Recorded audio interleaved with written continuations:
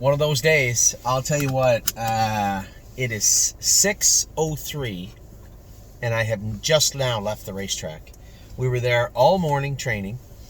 We had done training, and then we had some 3-year-olds, and I thought we'd have a couple extra riders, and in between the sets, we could get them warmed up and just run them off quickly, get out of there at 2 o'clock, maybe get a bite to eat, come back, qualify, kind of classy, and school Blue Tesla, and then be done with it. Man, I had, obviously, a horse I was looking at today. We'll talk about him in a minute. Maybe we should talk about him first. That's probably we should. So, we bought a horse today. His name was Yo Mister. Now, I had a wonderful conversation with Steve, who I would call the conservative conscious in my head. Steve's always been, we're very like-minded in searching for value in horse racing. But when it comes to buying horses, I think we're both, I am anyway, I don't know about him, outside my depth. And this year we bought a few more higher end horses, right? We just bought JK Victory. We just bought Haunted House. Wasn't expensive, but he was top dollar for what he looked like on paper. And I believe, yes, the market value has gone up, so you have to be cognizant of that. You have to understand that going into appraising a horse.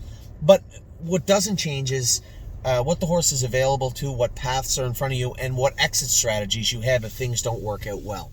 So when I look at a horse like Yo Mister, and it looked to me like we had one person bidding against us, from $61,000 all the way to $92,500. I had priced the horse in the ballpark of $100,000, and I did that quite simply looking at the information that even Steve would use, or Rob, or anybody would use to say maybe he's not worth that, is the very information I used to come up with that number. And I'll explain that to you. Now, we had a horse not that long ago called Pond Adventure we were looking at, but ultimately there was holes in the entire story of Pond Adventure. When I looked at his videos, it looked to me, it was pretty obvious that he hit a knee pretty good. He wasn't a big horse, he wasn't built like a monster, and because of all the money he'd made for the previous owners and wins that he'd had, he didn't fit a whole lot.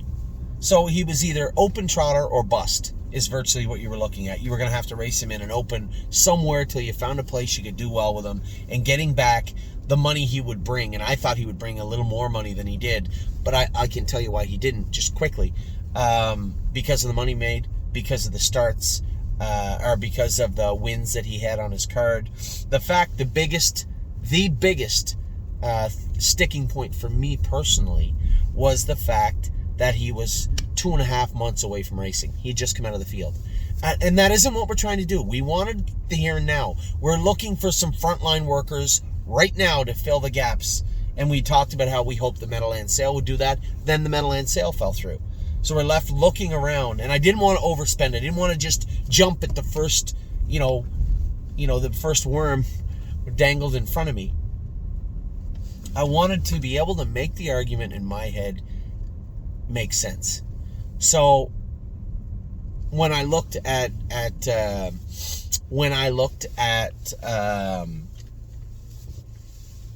Pond Adventure, the wins, the money, but the time off was a killer for me. It was a no-go. It was a non-starter. I couldn't take the horse. Then he sells for $130. The reason he sold for $130, I believe, is the same things that I just told you. The time off. The fact that it looked like he interfered. He was a small horse. He had too much money, too many wins. It was open trotter or bust. And I wasn't willing to gamble that much money on the open trotter or bust. Now, when it came to this horse, it's the opposite.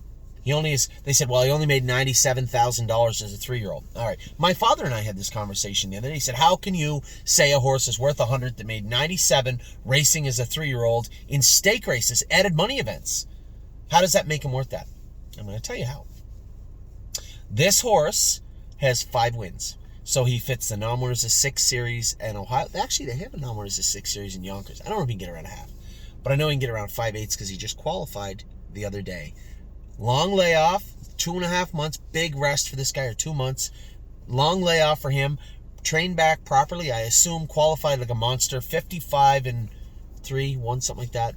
29 on the end of it. At the very track they're going to have the non-winners of 6 series. That is the very track that I won the series at with LD's Patrick last year in 55-1. I would have to think going in, at least arrogantly in my head, that he would have to be one of the best horses in this series. I would think. Could be wrong, but I would think. So right there is one big path forward. And Steve's take was, well, you buy a horse for $100,000, you can't race the horse in a series like that. He's an open trotter. No, he's not. I would never take $100,000 now for Looks Like Money. I would never take $100,000 for Locatelli. You know, maybe White Tiger, maybe. Shh, don't tell him. But you can't buy an open trotter for $100,000 anymore. It's just the way it is. They're not around and they're not for sale. Not a true open trotter.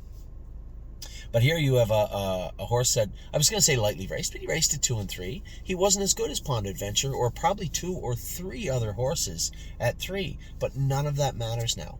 Again, the core model of what we're looking for. What does he fit? How many paths forward does he have? A number for this guy. Because of those 5 wins. He's trotted in 52 and 4. He took a mark of 54. He raced all year long. So here you have a fresh horse ready to win a series and fits classes after that. This horse will probably make 40 or 50,000 maybe, if we're lucky, 30 to 50,000 making those other 5 wins. So now you have a trotter with 10 wins. And you have half, potentially a third or more of his money made back. Now all he has to be is a 50 claimer with allowance to get your other 60. That's all he has to be. They have those all the time at the Meadowlands and at Yonkers. I suspect Poconos will be happy to have one. Mohawk would have to be a little higher because of Canadian money, but Mohawk would have one also. So that is how I arrived at this horse being worth that money to us. The exit strategy is simple. I assume he'll do well in the non-winners of 6. If he doesn't, eventually he'll win those 5 races. Along the way, he'll accumulate a certain amount of money. That comes off the table. The bills for him go back on. But at that point, he only has to be a $40,000 or $50,000 horse for you to get out. And I just don't see how this horse, on his record, especially looking at him right now in the here and now, isn't worth that. So that's how I arrived at Yo Mister's number. I would have went to 100, as I said to our clients that bought in. Now, this is one of those times where he's not fully funded.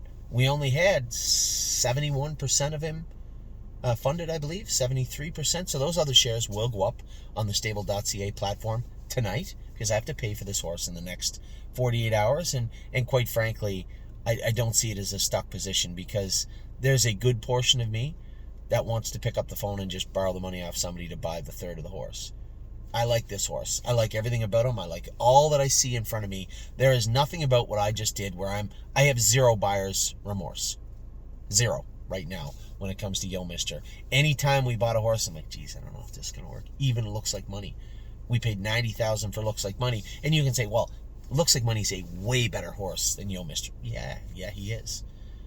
But Looks Like Money was not Looks Like Money at that time. He was just a horse that raced in the handball, raced against good horses, had beaten some pretty decent horses. But he wasn't the Looks Like Money that... And that's not to say that he's way better now. I just think he's in a place where he's done very well for us. Whether it be short fields or watered down classes or what have you, he's done well for us. And I think all those paths are open for this horse also. So I don't have to quantify what he's worth because we paid $90 for Looks Like Money. We would have probably paid a little bit more for Looks Like Money. I just have to quantify him the same way, the money we spent for him, the same way that I did for Looks Like Money and all the other horses. Where do they fit? Where can they go? If things turn bad, what's it look like? Horse just qualified in 55. He's going to do well in Ohio in that series. He's going to go back and either race in Ontario or Yonkers or Poconos. I have zero regrets with Yo Mister. Very, very happy with him. So those shares will be up today,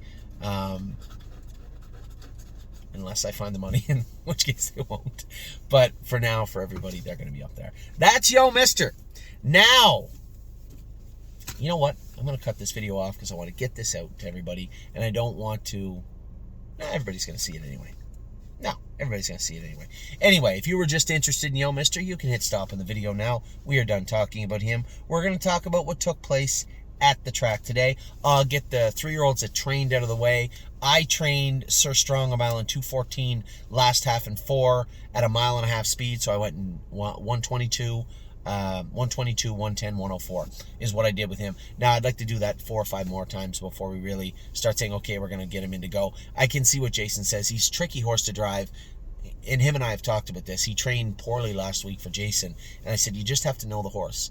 You have to let him square himself up for the turns. And you can feel him do it. And then you can almost feel him sink and settle in. And then you can let him rock. But if you try to let him rock before that, the entirety of the turn is a waste. He's just all out of gear and fumbly gated. You have to coax him and help him through the turn. If you can do that 4 times on a half-mile track, he trains very good, and he trained great today. Who else did I train today?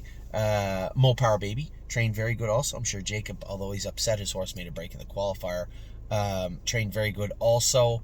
And then the other ones, we ran out of time. They kicked us out of the track. They closed the track at 1 o'clock. We were just getting the last set. We were going to go together 5 and 3, and we were going up. And they said they just closed the track. I don't know why I didn't think of that. I just never dawned on me that they would close the track, but I guess they close it every day at 1. So tomorrow I have to get up again at 7 o'clock in the morning because the rain's coming at 9. We have 8 3-year-olds to train tomorrow, and they will be trained tomorrow.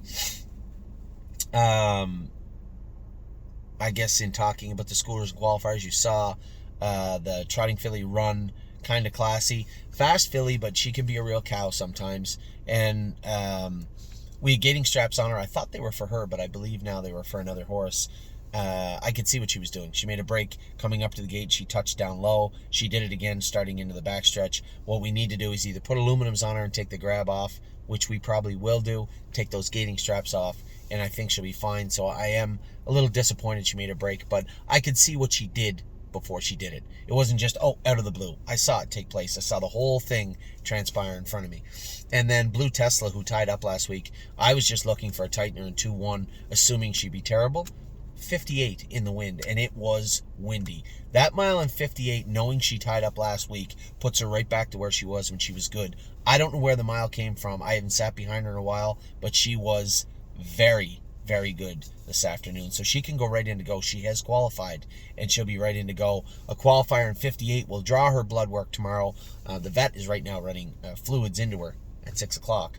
Running fluids into her because I know her AST is high. We're trying to drive it back down. But the fact that she could do that with a high AST is impressive. She was very good this afternoon schooling. Now, the sets. I apologize. Curtis flew out. Luke was doing the broadcast. There were some glitches I saw on the video replays. I apologize. Obviously, I didn't know till I saw somebody email it to me.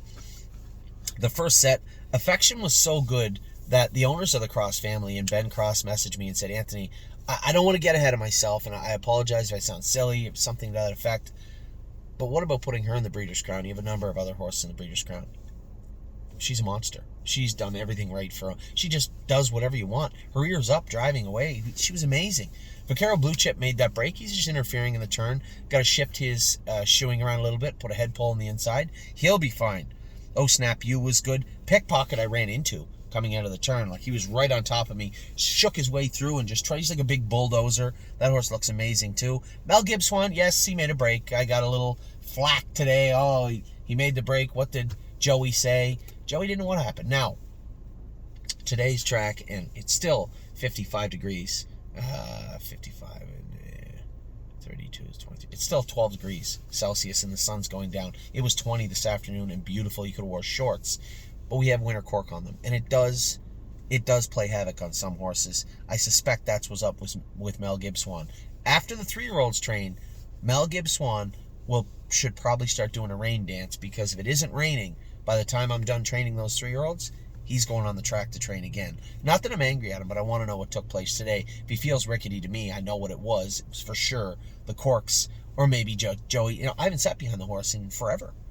I'm going to go with him tomorrow. I'm going to train him on 235 myself, and I'll report back to you, but I don't think there'll be any issues, and really don't care. It was amazing. Again, first set was great. Second set, Cowboy by the Sea. I told you guys we got the flip-flops off him. It might have been a little overcautious with the flip-flops. We're going to let his hobbles out again now, even more now. He's got those full suede shoes on, and he was all business today. Running in a bit on the end of it, take the line pull off the outside. The right sesamoid bothers him behind. It's cold stuff. you hear the word sesamoiditis sometimes. It's just roughness on the sesamoids to varying degrees. His isn't very serious, but it does bother him a little bit. You can see him running in late in the mile. I don't want to go to an ag bar or anything like that, so we've been blistering and painting those ankles. He's very steerable. He only wears a line pole on the inside, so it's not a big deal. He was very strong today. Arson was good. The only thing I didn't like about Arson is he didn't try and finish off his lunch, so to speak. He got right to me, and when I kind of put him away with Cowboy, he's like, I'll get you next week. I want to see that dig. And actually pulling up afterwards. He had his ears pinned a little bit, and I whispered to him, I wouldn't do that if I were you. I'd get those ears off your neck. Snip. So, Arson, don't make your way onto the list. Venice Blue Chip just got doubled up when we went to sprint. I think Jason went to give her a head and she just rolled off. Listen, I'm not worried about Venice Blue Chip. She's one of our nicest horses. Born to Dance looked like he went a good mile. I'm fancy like running in 2 weeks ago, running out. So get the corks off her. Blister her knees. I'm almost positive her knees are probably just a little reactive, a little bit sore. Once we get that cork off, I think you're going to see her straight and true. I don't think putting head pulls or anything on it is going to help her right now. Just blister, back off, take the corks off her. I'm fancy like finished up strong though. Set number 3, Widespread Panic, also doing the rain dance tonight. He's going training tomorrow. I'm going with both of those horses tomorrow. Prince Charmer was great. Southwind Digit, I think it might have just been the corks with her. I don't want to push her too hard. She came in a little bit late. I just like this filly a lot. I'm just going to leave her alone. She's not training tomorrow, but did make a break today. Militant was great. Paycheck Princess ran over my wheel after you guys missed that. The video cut off. Under the wire, right after the wire, I made a break with Mounts for All. The wind just hit them so hard. Some of them really couldn't function that good. And late in the mile, Mounts for All knows that we finish up there, so he's kind of dogging it a little bit. I hit him a swat. He went under the wire, and I tapped him again, and he just kind of switched his tail and rolled off as if, hey, I know I just won. Go away. Get away from me. And I'll allow it for now. Paycheck Princess, when I ran, was right on top of me. Those 3 horses were very, very good. 4, Prince Charmer, Militant, Paycheck Princess, and the winner was Mounts for All. That set was fantastic also.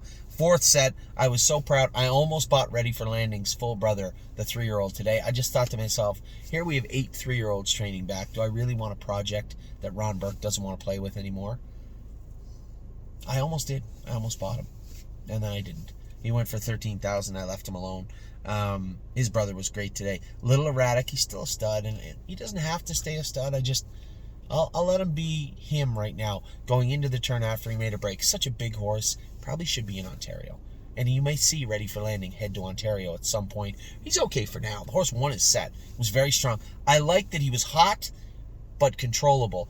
In the hole, he'd sit right on the helmet in front of him. Second over again, right on the helmet. But when I moved him, he just kind of squared himself up, gone. And just got up to beat Irresistible Sun, who I was so happy to see train great. I loved both these horses so much, and to see them so good today was great. Green Tea shot through on the end of it was good also. Brody said that Victory Blue Chip was good. I asked him to be very conservative with him. He had made a break on Jason 2 weeks ago, and he's actually a really nice horse. He said he was great afterwards. Gypsy Hill was flying on the end of it. Joey had him in another time zone finishing up. But that's all right. It's all right for the horse. That's fine. And Chirahola was just in tough. She did all she could. This filly's going to get better and better and better. She's eating good. She's shiny. She's doing her work. Her ears are up. Once we start getting more weight on her and more weight on her, you're going to see her get stronger and stronger. Just kind of a tough spot for her today. That entire set was great also.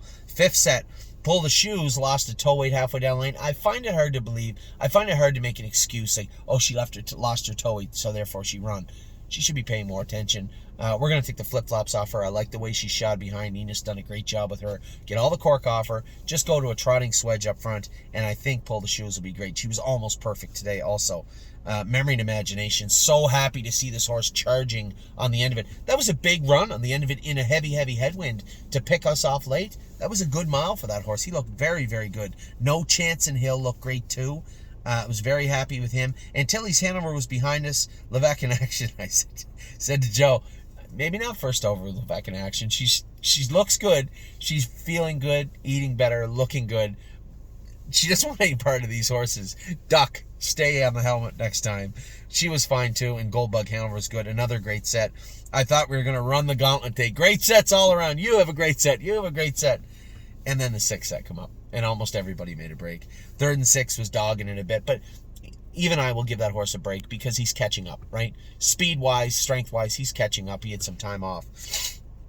Alibaba made a break on Eric, and I said to Eric, I think the hobbles just need a little tighter on her for now, until she really catches her gait. And that's the opposite of old school mentality in some cases, and the way we may operate. I would rather tighten the hobbles up and let her do her work and then let them out, rather than leave them out and let her try to potentially fill into those hobbles. I think it's wasted work, is the way I view it. And that's not to say that my way is right and their way is wrong. And when I say they, I say Eric's a super guy, and he loves this filly, both those Illinois fillies. And I think they have a lot to offer. But I can't really, maybe I'm speaking out of turn, but it just looked to me when she made a couple of breaks that maybe her hobbles could come in a little bit. Give her a little help. They do go out. You can't let them out. So Alibaba, I'm not worried about either of those fillies today. Sunset Acres Girl, a little concerning. Daryl usually wears a Murphy outside. He said she was running in a little bit today. Wasn't really as good as he hoped she'd be. But she's going to have her down days. And even her down days are probably way better than a lot of the other horses she's going to race against right now, training down. Unless I'm wrong and Michigan just has this windfall this year. I think that Sunset Acres Girl has to be extremely competitive in Michigan. She's getting a lot of good workouts here with horses from Pennsylvania, Ohio, New Jersey, New York. She's getting a quality education, and I think she's going to put it to good use this summer. Lover's Play made a break trying to chase me down the lane. I think Jason knew it too. And Blanton's Blue, I want the vet to look at him. He's running into the turns, running out in the straightaways. He's still a little rickety. If he comes up with anything wrong with him, I probably will castrate him. He is just not paying attention enough. Fast! You saw the move he put on in the I guess it'd be the second quarter of the actual last mile we went. He really sprinted to the lead, but then running in, goofing off, made a break afterwards. Just, is something bothering him? If it is, fine, we need to address it right now. And if it's not, he may not enjoy what we address next. A couple of extractions. But for now, Blanton's Blue was strong enough to, he did his work well, won a mile in 2:33, and won the set. The most impressive horse of the day, she's been so hard on herself. Got cast today too and bruised her leg up, but she's fine. It's Royal Emeralds. This filly didn't jog yesterday. Her foot was hurting her. They told me she was lame. As soon as I landed in Northfield last night, I went to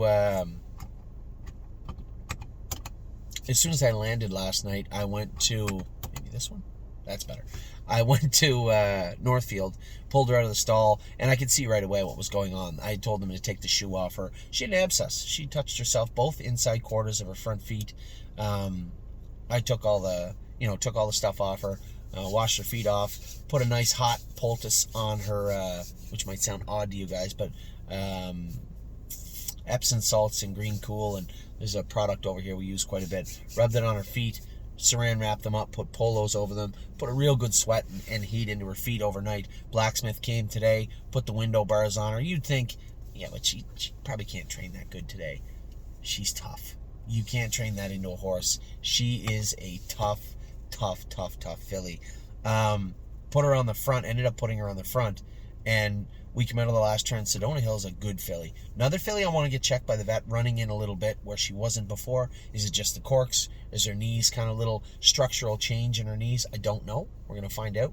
But running in a little bit. So I want Mike to look at her because she is one of our best.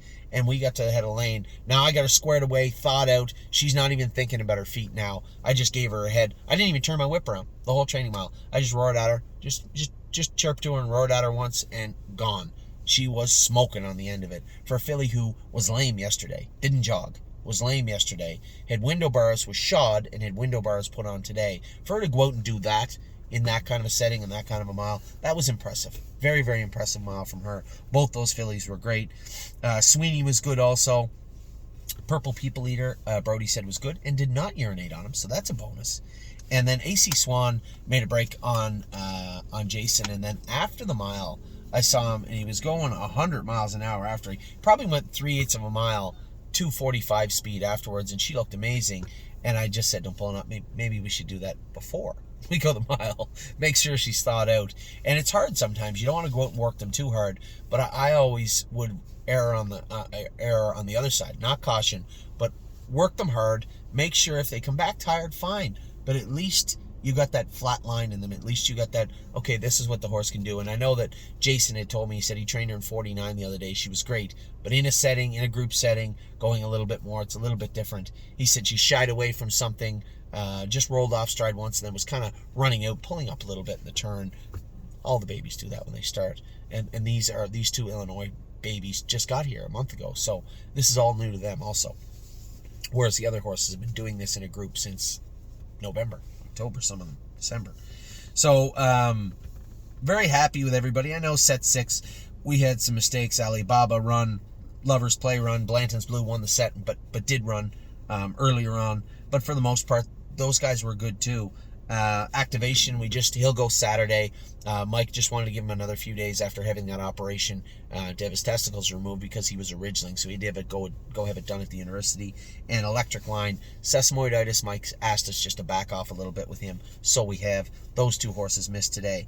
If I was going to give you my most impressive horse of the day, Affection has to be somewhere near the top of the list. If you made a break, you can't make this list. That's my rule. Affection crushed him in the first set and looked very good. Cowboy by the Sea was exceptionally good also. Mounts for All, Paycheck Princess, Militant, and Prince Charmer. Top marks in the third set. Gypsy Hill, everybody in the fourth set. Everyone in the fourth set. Virtually everybody in the fifth set. All right, I'm going to give you 3. My top 3 picks of the day. Affection was amazing. I have to put Royal Emeralds on there because I know the backstory. She shouldn't have been able to do what she did today. That was an amazing feat today. That's number 2. Ooh, this is going to be a tough one. I have to go with 3. Number 3 is Ready for Landing. I know those are all horses I went with. No, I didn't go with Affection. Ready for Landing was great. It kills me not to say Cowboy by the Sea, but I expected him to be good. Ready for Landing has made mistakes and looked very good. I was impressed. For a horse that had a bad attitude a month ago, we didn't castrate him. We left him alone for now. He's still on that castration list with pencil. Haven't gone to pen yet. But for him to do his work the way he did it today, I thought was impressive. So we had a great day overall. Set 6, a little soft. Got to work on some horses. Got a couple that are training tomorrow. Mel Gibbs Swan, Widespread Panic, both going for a little training trip tomorrow to make up for what they didn't do today. The 3-year-olds will go tomorrow also that didn't go today. And I guess the news of the day is we got our new horse. Those shares, as I said, will be up for sale this evening. That's what's there. So you guys take it if you leave it. I've made my case for Yo Mister. I have zero buyer's remorse, and I think that he was a great purchase. So time will tell, as always in this game. So with that, I'll let you guys go. At 6:30, and I have yet to go in that house yet. It is 6:30. I'm going to go in, have a shower, and to buy some razors. I forgot my razor at home. Rarely do that. And then I have to go back later on to warm up and race Stonebridge Hecate. So, for the group that owns Stonebridge Hecate, good luck to my partners tonight in him. For those of you who have got involved with the new horse Yo Mister, thank you. For those of you that are about to, thank you very much. And for those of you who had horses training today, which is virtually all of you, I hope you had a great day. I know it was glitchy. I apologize. Obviously, there was something going on, and you can't do much about it. It is what it is. Curtis wasn't there. Luke did the best job he could. So did Steve here. And for the most part, you got a good look at your horses. Very happy. Somebody asked me who won the fourth set. I won with Ready for Landing. Just beat Irresistible Sun at the wire. So now everyone is completely up to date. Everything I know, you know. I will talk to you all very soon.